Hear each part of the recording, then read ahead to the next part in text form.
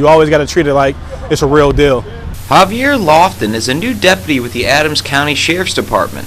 With limited field experience, he's been asked to participate in an intense training exercise. It's an active shooter scenario, and so there's we have a couple simulated bad guys that will enter the facility and then simulate shooting several people in the crowd and then engage police once they arrive.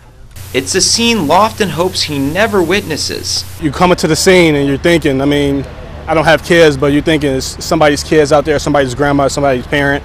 It all starts with a call from an emergency dispatcher. They will be briefed that the event is a Special Olympics event, that somebody has called 911 and said that there are people bleeding and that somebody's shooting a gun.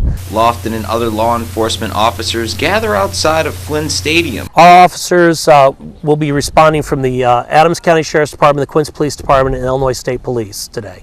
However, they're given a limited amount of time to come up with a strategy. The first thing is communicating, like we touched on right there.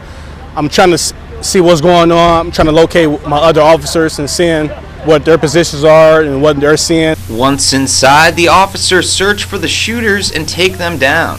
After the stadium is cleared, the officers radio in paramedics. The response will come from on-duty personnel, EMS, and then a fire response as well. The paramedics assess which victims are severely injured or dead. The surviving victims are taken to a makeshift triage outside of the stadium.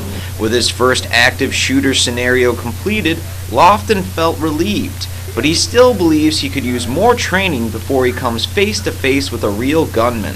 The more training you do, the more prepared for a situation like this. Derek Frank, KHQA News, Quincy.